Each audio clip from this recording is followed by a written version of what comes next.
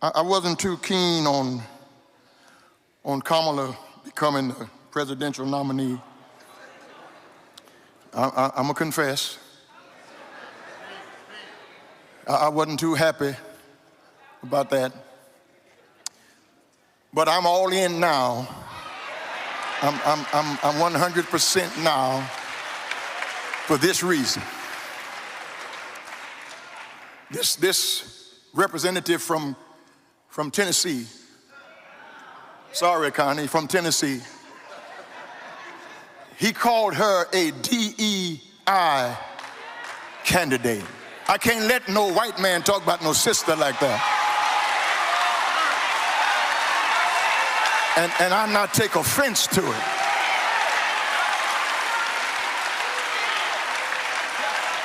Because who is more disqualified than Donald Trump? And Republicans are all in because he is the avatar for their grievance. How qualified does a black person have to be? Oh, great clip, guys. Where'd you find it? I was hoping he was going to say, she's so great, I love her because she's so great on abortion. That's the direction I was hoping he was going in. Megan Basham is here. She's the author of the new book, Shepherds for Sale, How Evangelical Leaders Traded the Truth for a Leftist Agenda. And Megan, of course, over at the Daily Wire. Megan, thanks for being here. Congratulations all on the book. One of your chapters, and I want to get to some other stuff here too, and I'd love to have you back again, but one of your chapters is about DEI and how it's infiltrated the church. How do you see it in the church? Yeah, I mean, what you just played was a clip of a more liberal preacher, and so I think we're not very surprised by that. What I really focused on in this book is not just how we're seeing it with these very woke preachers, but how conservative churches, conservative pastors, conservative seminaries were bringing in DEI and CRT and all of those acronyms that are essentially Marxism.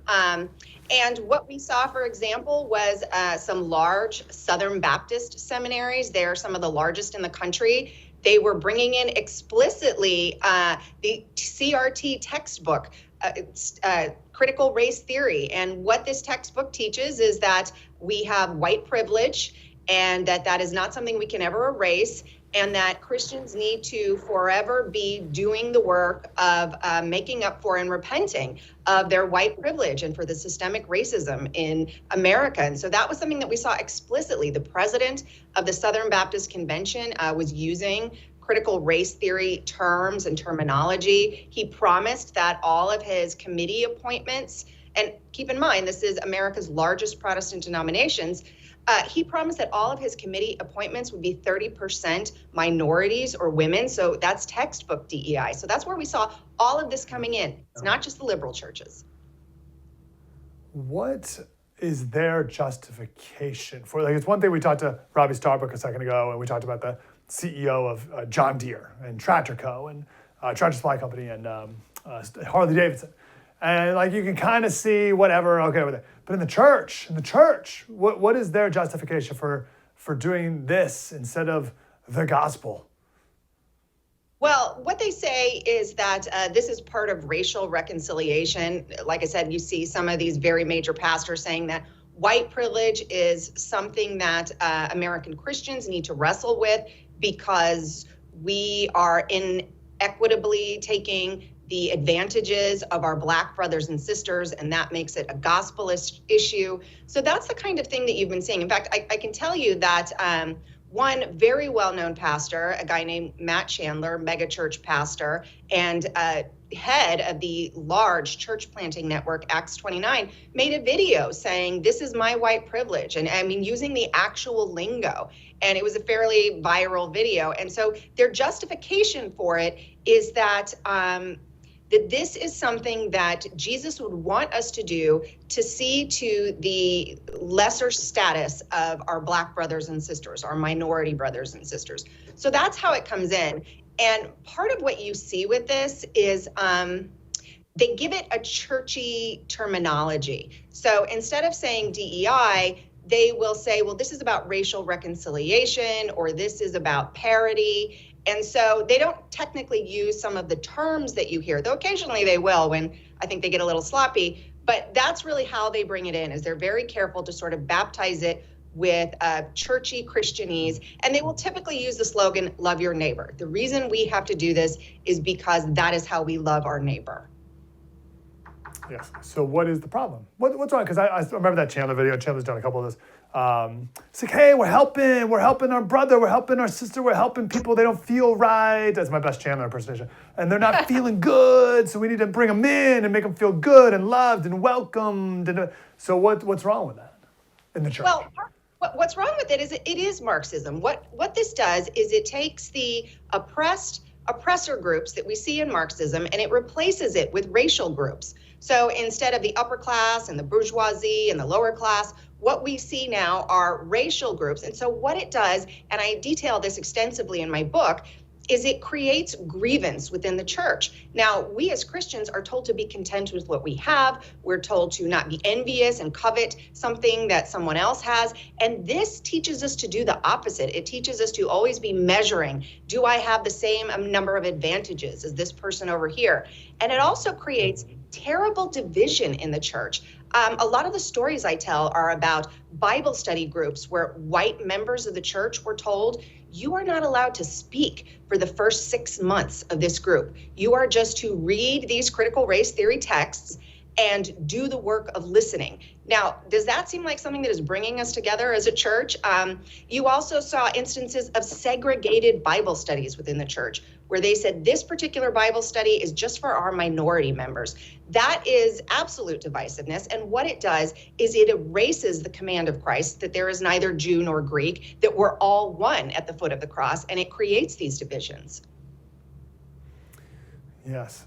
My hunch was also, and have you seen this, that these texts could be elevated even within the church. It's one thing in the pagan world, but to be elevated even in the church as like an addition to the gospel, as if the gospel is not enough. Yeah, I'm glad you bring that up because that was kind of exactly how it was brought in.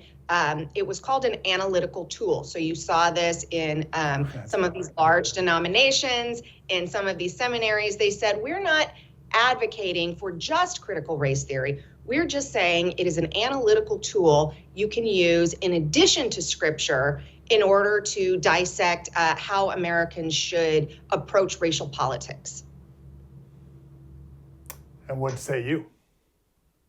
Well, obviously, I say that we are not to add anything to scripture and that scripture is sufficient for how we address all of these things, particularly when we're bringing in something that is an analytical tool, which, as I said, is in direct opposition to so much of scripture. But I also think that this is a battle over the sufficiency of the Bible. So we know that it equips us for every good work. And when you say we need these analytical tools in addition to it, it suggests that it does not equip us for every good work, that we need some sort of worldly ideology to come in and add to it. Oh, you're so right. It's the exact opposite. What the analytical tools need the gospel. It's not the gospel doesn't need any more analytical tools. The other way around. Ibram X. Kendi needs the Bible. We only got about a minute or so left, but I'd love to talk more about your book another day. Where did the idea come from? What inspired you to move in this direction? Largely, so I'm glad you brought up the DEI stuff because that was one of the big factors watching how the church responded to the George Floyd riots and seeing just the absolute lack of discernment in joining hands with the Black Lives Matter movement.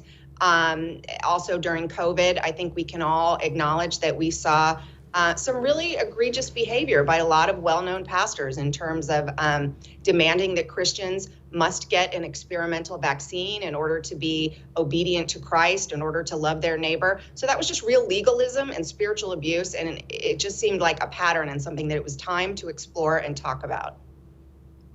Yeah, and we talked before you came on, a glowing review from John MacArthur. What did he say? He says like the most important book out in our era or something. Stuff like a really glowing review from John MacArthur. Yeah.